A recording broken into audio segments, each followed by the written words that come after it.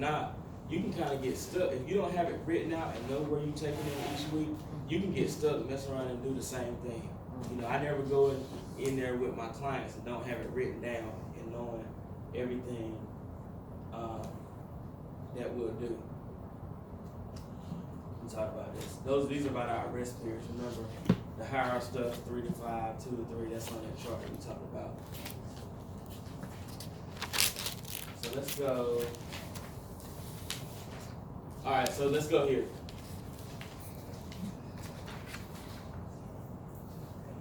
So let's say the microcycle lasts for 3 weeks. All right. The first 3 weeks, I will have my client, whatever exercise I'm doing, 3 to 5 sets of 12 to 15 reps. All right. After those 3 weeks, my next microcycle. All right. I will have them doing. We're going to increase progressive overload. Now we're doing 4 to 5 sets of 8 to 10 reps. So what do you think happened to the weight? Go up. You got heavier because they got stronger. Hopefully in 3 weeks they got stronger. They were eating good, doing what you told them to do, and they got stronger. If not, we're going to come to Jesus meeting and figure out what's going on in the house. Okay? All right. The next 3, we're going to do 3 to 4 sets of 4 to 6 reps. What did the weight do again? Decrease. It got higher again. All right. Then that last 3 weeks, 3 to 5 sets of 1 to 3. All right. This is just gradually taking them up in weight and changing different things. Making this is what I definitely do if I had a client that want to get stronger, and they'll be happy because they see themselves getting stronger each week or each 3 weeks. Okay. Now, if you're non-linear, okay, you might do different stuff for different things. Monday, you might be more on the 3 sets of 12 to 15 range. Wednesday, you might be 4 sets of 8 to 10. Friday, 2 sets of 4 to 6. All right. And Monday, you might just do like plyometrics or something like that. All right. So you don't have to do the top. Okay. Especially if I got somebody older that didn't want to get too big or anything like that. I can do cycle 1 and 2 and not get too heavy, and I can flip back and start over and just increase my cycle 1 weight. All right, so I don't have to do all 5 cycles. I can stop anywhere I want to and go back to the beginning. Okay, so if my person didn't care about getting a lot of power and much stronger, I'm doing the first 2 cycles. If my weight was 125 in cycle 1 last time, when I start cycle 1 again, I might be at 145, 150. We just keep going back between cycle 1, cycle 2, and I might change up the exercises. All right, so first time I was in the cycle, I might have done mostly barbell squat. Next time I might do barbell back squat. Next time I might do a more front squat focus or a dumbbell squat focus. But I'm just switching up into another. All right, overload, adding greater than normal stimulus. Just always remember your body is made to adapt. If I'm adding 5-10 pounds to it, that it got to push every week, then it's going to do what it got to do there to get there, as long as you give it the right fuel. Now, if you add weight and they're not eating and not getting their rest, then you may have some weeks where we get stuck. Well, normally the body going to flow with you, okay? But there's some other ways we can overload besides adding weight, all right? We can do higher reps. We can do more sets. We can decrease the rest period. All right, you can train those rest periods. Like if I wanted to, the rest periods I had up here, I can just gradually start shortening. The 2 minutes can get down to 150. The 3 minutes I can take them down to 240, and keep gradually going down, and my body will get more efficient. Okay, I just don't want to. I'm just fine with going down. And you can change the exercise selections. All right, if I'm doing, like I said, I'm doing a back squat with somebody. If they've only done that for 6 weeks and then I throw a front squat at them, it's going to be challenging, just like they're starting out over again. Some people want that challenge, okay? And you got to give it to them. They're going to get bored and go to somebody else, or start doing a lot of research and trying to figure out stuff on their own. So go ahead and challenge your client and make sure they're progressing. Specificity, we already know you get good at what you do. All right, so you want to be a good deadlifter, you need a deadlift every week. All right, maximum voluntary muscle contraction. All right, the inability to move or resistance to a range of motion with proper form. That means the weight was too heavy. All right, they get it, they can't do it. Then we need to take the weight down. All right.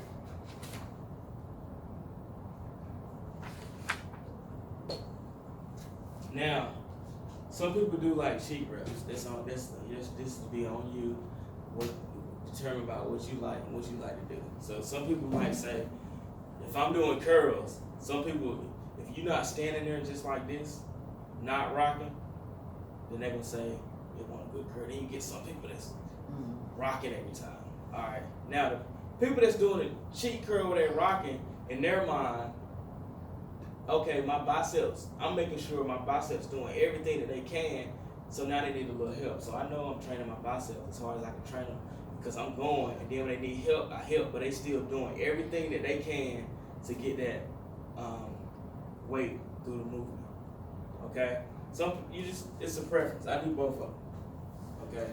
And then I don't like to try to limit my body. If, like we said, a body was made to adapt, then other parts of my body want to help certain other parts. So if I get a client to start rocking and doing cheat reps, as long as they look like they're not about to hurt themselves, then we just go ahead and rock with it. Just let them push through it. Okay. Then some stuff we might do strict.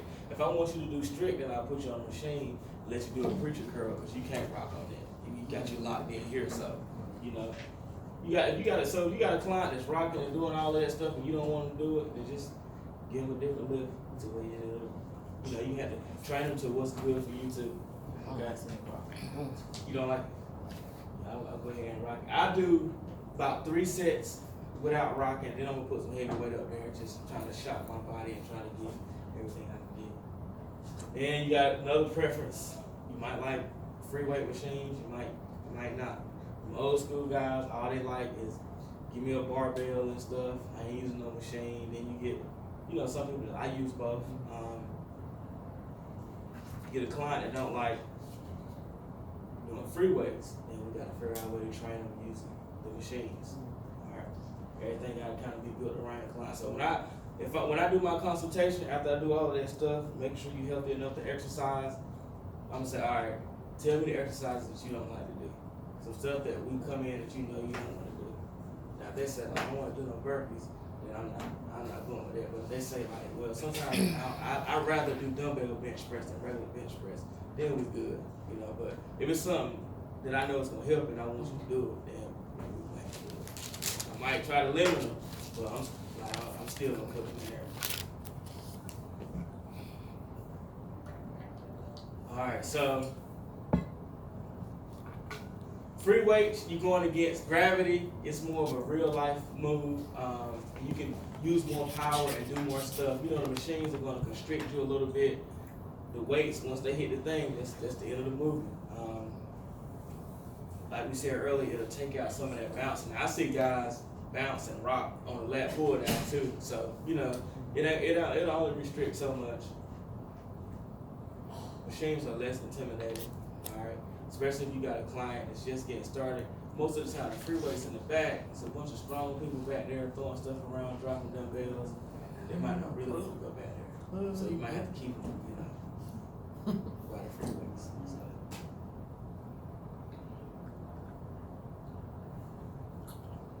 Those are different modes of resistance training. You got your water resistance. All right. Water resistance is good on your joints. Anybody ever been to a water aerobics class? Used to teach. Used to teach. Okay, that's right. Kettlebells. Everybody know what those are. Medicine balls, resistance bands, stability balls, body weight, pneumatic air equipment. We had some of those at the gym. They got a button, you can put air in it and that's your resistance, or you can take air out and that makes it lighter. My gym still got that. This right here is like a lat pull down. Change the weights on it. Then you got your free weights here. All right, here we go. When you're writing a plan for your client, adults should train. So this is just as important as knowing how much cardio. You get a bunch of questions on this. All right. Each major muscle group need to be trained 2 or 3 days a week. All right, using a variety of exercises and equipment. You don't want to get your people bored. All right, so you need to break it up because they need to train even. If you only train them 2 days a week, then they need to do full body when they come. Okay, most of the time they're just doing 2 days. They need to do full body, hit the muscles at different angles. So on day one, if I do regular barbell back squat, day 2 I'm gonna do a front squat. And if I'm only doing 2 days, so these can't be consecutive days. They need to be non-consecutive. So if I'm doing you 2 days, I'm gonna get you like Monday, Thursday, Tuesday, Friday. You know, I hate doing like a Monday, Wednesday, Tuesday, Thursday because it's only 1 day in between. But that's all they got. Then you know, we have to do it. Beginners, 60 to 70% of 1 rep max. Intermediate, greater than or equal to 80% of 1 rep max. All right. If they're sedentary or older, you need to go to 40 to 50%. Okay. So my older clients, we just doing like on the machines, on that pull down, we just doing the first 2 little plates. I want to say it's 30 pounds. And they get good work from it though. Y'all do that, it just feel like a waste of time. No specific direction. However long it takes to get everything done. That's gonna go with your rest periods and whatever. But if you selling, I don't do hour-long workout sessions. My session's 45 minutes. You give me 15 minutes to myself between clients, and I'm gonna move you fast. I can get you done. All right. If you do hour workout sessions, that's fine. You can give them longer rest periods. End up doing a lot of exercise. You know, it just depends. If I'm doing you 2 days a week, I might give you an hour, but I'm probably still just gonna give you 45 minutes. Okay. But your time is on you. Okay. I can't do nothing in 30 minutes, so I'm not gonna give you a 30 minutes. Some people do 30-minute sessions. I can't get as much as I want to get done. I like to hit muscles at different angles and keep you going. But some people do it, and you know they fine with it. If you're gonna do 30 minutes, I need to see you on 5 days. So I'm usually around 45-minute range. Now sometimes if I go over, you know, the client get happy because you know you spend a little extra time with them that they didn't pay for. So you know, but I usually keep mine at 45. All right. Now, if y'all probably know this because y'all work out, you do your major muscle groups first. So I'm not gonna do a leg extension before I do my squats. Okay? I'm not gonna do a dumbbell lateral shoulder raise before I do my militaries. You do your big muscle groups first, and then you do all your smaller accessory stuff. So let's look at some examples. Y'all do some exercises. So let's go legs. What we do first? Squat. All right. Let's go with some progressions. Then what would y'all go? Bench. We just talking about legs, right? Oh. Lunges. All right.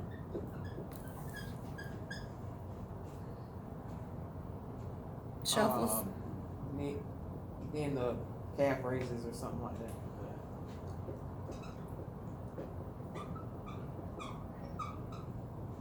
Extensions or curls.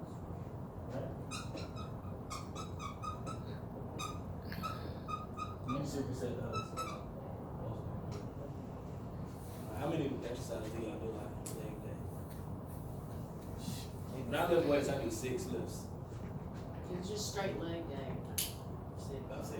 Alright. Only difference I would do, because the calves are smaller than my quads and my hamstrings, I'll put those there. That's the only thing I would do.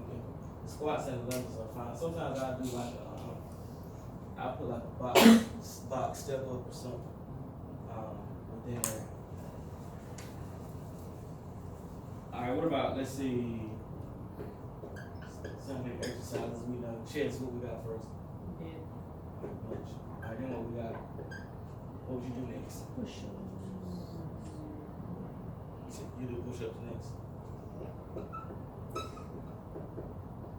No wrong answers. We're gonna kind of move them around. What else we got? Shoulder shrugs. So that's gonna be shoulder. So we're just talking about chest here. Most of our press and stuff. Yeah. Rush, I forgot what things hear me, you know. Pectoral fly, would Yeah. that be working chest muscles? Hit that. cut down. Like when they do these electric. Holding one dumbbell. Yeah. Yeah. We just go to it. Chest press. Alright. I'm gonna kind of give you a typical chest day. If you have like a male client that's looking to get, this is fine. This will work. I will move to push-ups. Anything that I'm not using, definitely if I'm not using weight for it, I'm doing it last. Yeah. It might be like a burnout or something like that. I would do my bench first. I would do the dumbbell exercise and then the pec deck. I'm gonna do all my free weight stuff first, then I go to my machine, then I go to body weight. So I go free weights, big movements, machine and body weight. Kind of like the standard of what most people do on a chest day. They'll do like a bench press. Then they'll either do either or they'll do both. They'll do like a dumbbell incline press The fly. or decline. Then the fly or the pec deck, all the same thing. Chest fly here. Then you might get your push-ups at the end. Usually that's enough. That's usually good enough for chest day. Now if I got a client that's not looking to bulk up, get stronger, anything, I'm gonna pick between these two. I'm gonna either do bench press or the dumbbells, and then I will do both of those or either just one of those. Okay? Because the minimum is 1 or 2 lifts per muscle group anyway. Alright. Now do some shoulder exercises. Big Shoulder shoulder shrugs. exercise, what we got? Shoulder shrugs. Overhead. The overhead. Yeah, military curve. Alright, the shoulder's important to hit every angle when you work, okay? Because a weak spot in the shoulder can cause for an injury if other parts are strong. So you got your military, you got your front raise, y'all know what that is? Yeah. Alright, you got your lateral raise. You got your bent over lateral raise, y'all know what that one is? Mm-hmm. Then you got like face pulls, y'all know what that one is. What is that? So now if not, you don't have to do all these in one section, but one week I might do 3, the other week I might do the other 3. It's very important that you train all parts of the shoulder. Now I will start with my military first, because that's the big muscle group. Then you can kind of go right into hitting those different angles. I do my front raise, my lateral raise, my bent raise, and I'll probably go to the shrugs and then the face pull. I don't know what the face pull is. What is You can put a cable up and use the ropes, and you just pull it right here. Squeeze your lats together in the back. It'll hit your rear deltoid, and it'll hit a little bit of your traps too. Girls typically don't do shrugs though, right? I do. You can do it with dumbbell. But you don't. That's not one that you have to do. I make sure they get the military, the front, side, and the bent raise. The other two are kind of optional. Face You been doing pulls a lot and- of shrugs. You You said been what? doing a lot I of just I shrugs. read not to do shrugs because it makes this area bigger and most of us don't really. Well, that's know what it is. works. Yeah. And trapezes. Well, Yeah, mine's big trapeze. enough. I don't mind getting any bigger because I don't know what I can do. Well, remember, if you do a lot of reps, the more you got your type 1 muscle fiber, so they're not gonna get so big anyway. However, it can get you a little more defined in the area. So depending on what they want. I see a lot of people do shrugs that really don't do anything else though, Yeah, they just. and I'm like, No, really? see, that's a Like they have this part big and like. Well, I mean, they that's come what in we there and have they're like, on okay, I'm shoulders. gonna lift a heavy weight and I'm gonna do this with it, and I'm Yeah, I seen but the that's guys all in you the can gym. do? They'll have like It's a 80 pounds. complementary doing it. exercise. That nigga. We talked about this. Volume, 8 to 12 reps. To improve strength and power, 10 to 15. For strength and older persons, 15 to 25 for endurance.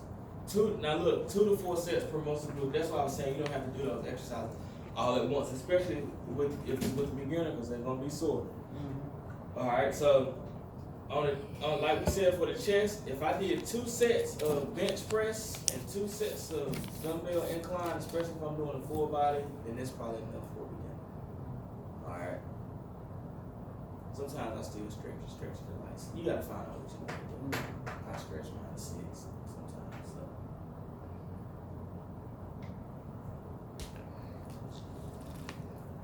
Functional exercises. Those are the kind of stuff that we did at boot camp. Alright, those bodyweight exercises, moving around, different stuff like that. We'll call those functional. It increase your balance, agility. It can also burn a bunch of calories and stuff at the same time. Then you got stuff like Tai Chi and yoga too. That'll help. Functional stuff, like I said, that's why boot camp has a big focus on your activities of daily living. It should help you get through every day. Pretty sure y'all know what core training is. More information on functional fitness there. Circuit training is also what we do at boot camp. Kind of move around in different circuits as well.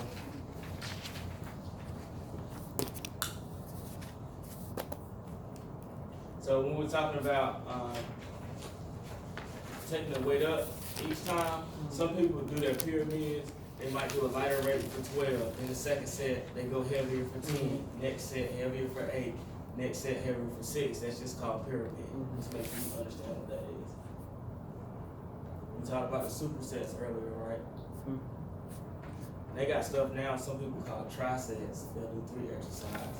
The giant set will do 4. I hate that. And the giant sets, you usually do the same muscle group. So you might get a guy with 4 sets of dumbbells in a line. He might do 10 shoulder press, 10 front raise, 10 lateral raise, 10 shrugs, back to the top, going through, just trying to work up a good burn. We do that yesterday. Alright, you got push pull. So that's how a lot of people, that's how you come up with some of the things like, okay, today I'm doing chest and back.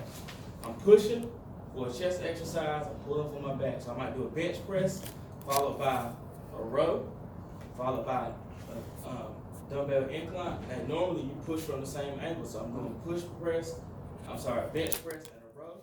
And then next I might do dumbbell incline press, followed by like a lat pull down. Pulling from that same angle, pushing, pulling, same angle. Make sure you train. That's how you can make sure you're training your body evenly. Okay. Push pull for legs might be like we talked about a minute ago. Leg extension, leg curl. Okay. Squat and then like a deadlift. Okay. Pre-exhaustion. Some people might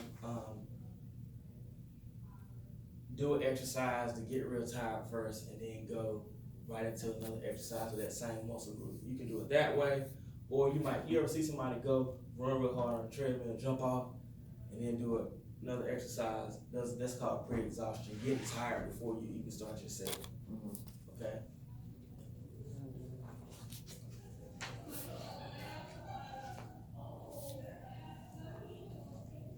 Partial reps, limited range of motion. You won't have questions on anything like this, but it's good to know based on what clients you have. Limited range of motion with the intent to enhance potentially full range of motion strength. So I might do it, even though I can't get it all the way, I might do heavier weight. So then when I do lighter weight, I can go ahead and throw that through my exercise. I don't do force reps, but some people do. If they exercise, you might help them just a little bit, make them keep pushing until they're done. Okay, that is a good way to overload the body and get some extra work, but it's a fine line in there where you don't want to overload it too much. So I don't usually mess with it. Once my client done, if they stop halfway, I just go ahead and take it. You also got to make sure you're strong enough to take, depending on what client you got. Negative reps. If you're trying to get a higher squat, so if all I've ever done was 315, I may put 360 up there. And I squat just for the down part. And I go really slow. Once I get down, I get somebody to help me and we pick the weight up. We just training, overloading the muscle. I know I can't stand up with it, so they go ahead and help me, but I'm getting my muscles stronger in that other part. Alright. In order to have a real strong muscle contraction, you first need a strong extension. Okay? That's why on the bench press, you take it off, you come in, you stretching, your muscle micro man to stretch, then you explode the push up. Alright? If I just keep training this, then it'll help me with everything else. So I'm working on the stretching phase. Okay? Plyometrics, just like box jumps, medicine ball throws, and different stuff like that. Kind of like boot camp stuff too, sports style stuff.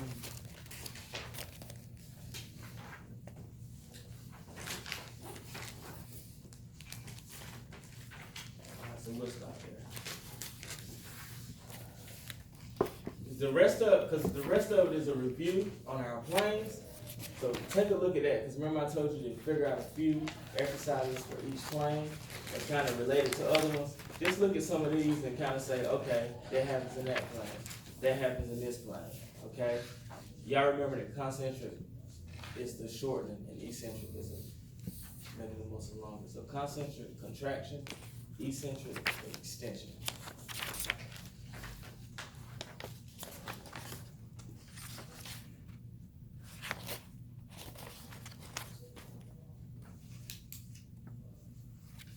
We'll have a discussion on this one. Agonist or the muscle that's responsible for movement, that's doing all the work. The antagonist oppose that movement. So like I said, on the bench press, your back is helping you on the down part. So it's kind of keeping you there and whatnot. Synergists assist the prime movers, but not primarily responsible. So if I'm doing the bench press, my shoulders help. So they're synergists. Okay? If you're trying to figure out what an agonist and an antagonist is, if I'm doing a curl, then my tricep, most of the time it's the muscle behind it. Okay? That lets you know that my chest, I got the back behind it. Okay? Alright, so yeah, we'll stop there. We'll get into some muscles and stuff. Alright, so the next few lessons will be stuff that we kind of use more interesting stuff. But make sure you still staying tight on all that stuff we did before. Okay? You said you were gonna find out about the CPR thing. Will you